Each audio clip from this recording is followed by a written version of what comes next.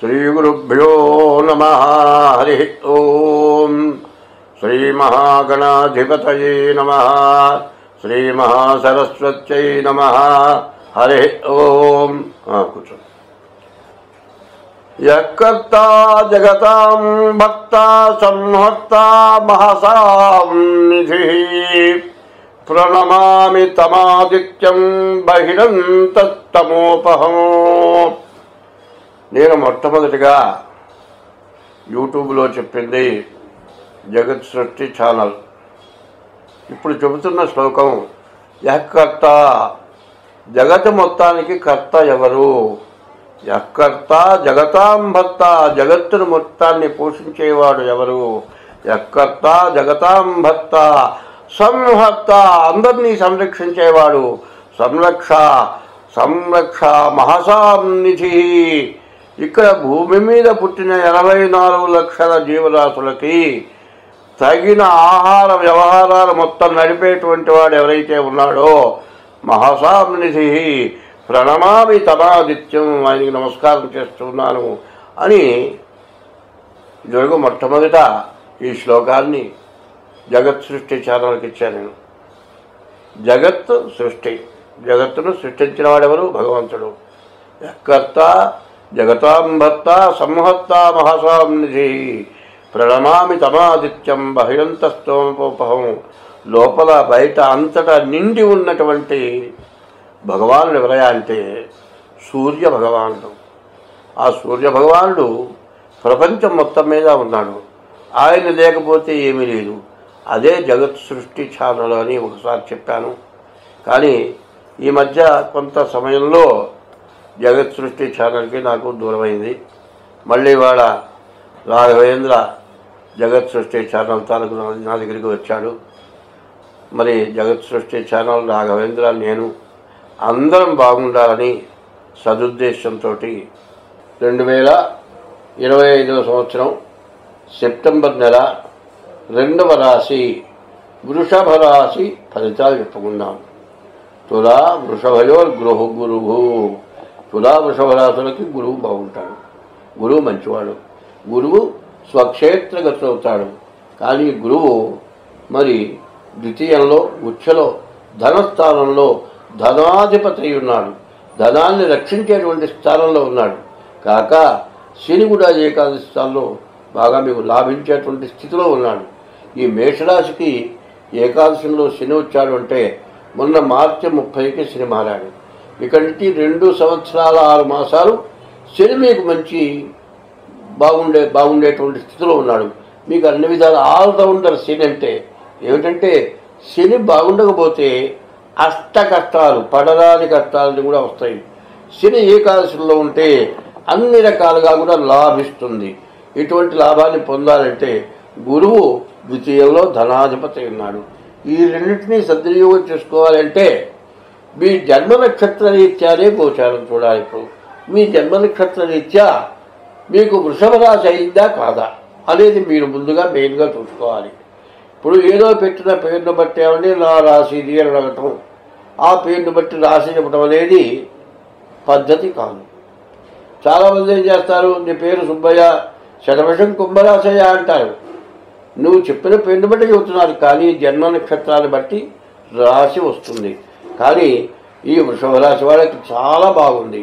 కానీ ఎందుకంటే 2 గ్రహాలు బాగున్నా, 3 గ్రహాలు బాగున్నా, 5 గ్రహాలు బాగుండకపోయినా కూడా శని వల్ల ఏదైనా సాధించవచ్చు. గురువు వల్ల విద్యా ఉద్యోగం సాధించవచ్చు. శుక్రుడు వల్ల వివాహం సాధించవచ్చు. కుజుడు వల్ల ఆస్తులు కొనుక్కోవడానికి అవకాశం ఉంది. ఇంత మంచి అవకాశం మళ్ళీ రాదు. కాబట్టి ముందు మీది జన్మ నక్షత్ర రీత్యా గోచారం అయిందా లేదా చూసుకోవాల్సిన అవసరం ఒకటి ఉంది. రెండవది ఏమిటంటే మీ డేట్ ఆఫ్ బర్త్ ద్వారా మీ జాతకం చూపించుకోవడం చాలా అవసరం. అయినా ఇంకో విషయం చెప్తూ ఉన్నా, ఎందుకంటే ఈ సంవత్సరం గ్రహాలు షష్టాష్టకం పడటం చేత 6 గ్రహాలు పాపగ్రహాలకు ఆధిపత్యం ఉండటం చేత రకరకాలైన సమస్యలు, అంతర్యుద్ధాలు బాగా పెరిగినాయి. మీరు చూస్తూ ఉన్నారు. ఇంతకుముందు అంతర్యుద్ధాలు, విపరీతమైన వర్షాలు. ఈ వర్షాల వల్ల మరి రకరకాలైన వ్యాధులు, నీరు ఎక్కువ వచ్చి పంటలు పాడైపోయి చాలా ఇబ్బందులు పడుతున్నాం. ఇటువంటి సమస్యల నుండి మనం బయటపడాలి అంటే మన జాతకరీత్యా కాకుండా దైవ బలాన్ని కూడా సంపాదించుకోవాల్సిన అవసరం ఉంది. ఎప్పుడు కూడా మనం ఏం చేస్తాం, ఏదైనా కష్టం వచ్చినప్పుడు మిగతా టైంలో దేవుణ్ణి బాగా గుర్తు చేసుకోము. ఇక దేవుడు తప్పితే ఇక నన్ను రక్షించే దిక్కులేడు అనుకుంటారు. ఎందుకంటే ఎంతమందో దిక్కు అనుకుంటారు. పూర్తిగా కష్టం వచ్చినప్పుడు, బ్రతకలేనప్పుడు, ఎవడు చూడనప్పుడు ఏమంటారు, నాకు దేవుడు తప్పితే దిక్కులేడు, ఉంటే ఆ భగవాను నన్ను రక్షించాలి అనుకొని దేవుణ్ణి ప్రార్థిస్తారు. భగవంతుడు ఎప్పుడూ కూడా మనల్ని రక్షించేవాడే కానీ మనల్ని కష్టపెట్టేవాడు కాదు. కాబట్టి ఈ రాశి వాళ్ళు చాలా జాగ్రత్తగా చూసుకొని మీ డేట్ ఆఫ్ బర్త్ ద్వారా మీ జాతకం చూపించుకోండి. మీకు అన్ని విధాలా బాగుంటుంది.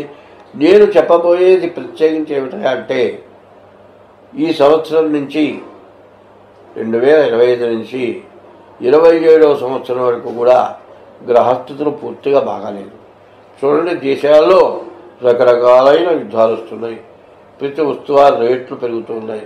మరి తిని ఆహారం రేట్లు కూడా పెరుగుతున్నాయి. సామాన్యుడు బతకడం చాలా కష్టంగా ఉండే పరిస్థితి వస్తుంది. కాబట్టి ప్రతివాడు కూడా ముందు మన యొక్క భవిష్యత్ ఎట్లా ఉంది అది తెలుసుకోవటంలో చాలా మంచిది. ఆ భవిష్యవాణి చెప్పాలి అంటే దైవ బలాన్ని సంపాదించి మీ జాతకం చెప్పాలి. కాబట్టి మీ జాతకరీత్యా చెప్పాలి అంటే మీకు మంచి సమయం. శని బాగున్నాడు, ఏకాదశంలో ఉన్నాడు. శని ఏకాదశంలో ఉంటే మీకు కానీ పని అంటూ లేదు. గురువు ద్వితీయంలో ఉన్నాడు, ధనస్థానంలో ఉన్నాడు. మరి శుక్రుడు 3ంట ఉన్నాడు, కుజుడు 5ంట ఉన్నాడు. మరి ఈ గ్రహాలు చెప్పాలి అంటే ఈ 4 గ్రహాలు కూడా చాలా బలవత్తరంగా ఉన్నాయి. కాబట్టి ఈ రాశి వాళ్ళు ఏమి చేయాలి అంటే ఎంత జాగ్రత్త పడితే అంత మంచిది. జాగ్రత్త పడితేనే కాదు, మీ జాతకాన్ని చూపించుకుంటే కూడా చాలా మంచిది. జాతక రీత్యా ప్రవర్తించండి. కాదండి ఎప్పుడూలాగా ఇప్పుడు జరగాల్సిన పరిస్థితి ఏమిటంటే ప్రతి విషయంలో జాగ్రత్త పడాలి. ఆచి తూచి ఖర్చు పెట్టుకోవాలి. అనవసరమైన ఖర్చు అనేది ఏమిటి అని ఆలోచించుకోవాలి. ప్రతి ఖర్చులో కూడా ఎంత తగ్గించుకోవాలో అంత తగ్గించుకొని బతకడం నేర్చుకోవటం ఒకటి. రెండవది మీ జాతకరీత్యా ఎట్లా ఉండి చూసుకొని బతకడం మంచిది. కాబట్టి ఈ రాశి వాళ్ళకి మంచి సమయం. కాబట్టి ముందు డేట్ ఆఫ్ బర్త్ ద్వారా మీ జాతకం చూపించుకోండి. అట్లా లేని పక్షంలో మీ హస్త సాముద్రిక ద్వారా కూడా మేము జాతకం చూడటం జరుగుతుంది. కాబట్టి మీరు మాతో సంప్రదించాలి అంటే 7801071946 ఇదొక నెంబరు. 6300061241 ఈ నెంబర్కి కానీ ఫోన్ చేసి మీ జాతకం చూడాలంటే తగినంత ఫీజు మాత్రం తీసుకోవడం జరుగుతుంది. ఫీజు చెల్లించి మీ జాతకం చూపించుకోవచ్చు. కానీ మంచి టైంలో జాగ్రత్త పడాలి. అన్నం బాగుందండి, బియ్యం అన్నీ మంచివే. బియ్యం చాలా మంచి బియ్యం. అందులో నెల్లూరు మొలకలుగులు అంటే నెయ్యి పోసి ఉండినట్టుంటుంది. దాంట్లోకి తగినటువంటి కూర, పప్పు, పచ్చడో ఉంటే మనం తినగలుగుతాం. ఒట్టి అన్నం తినగలమా? తినలేము. అట్లాగే ఇప్పుడున్న పరిస్థితుల్లో జాతకం చూపించుకుంటే అన్ని విధాలా బాగుంటుంది. స్వస్తి.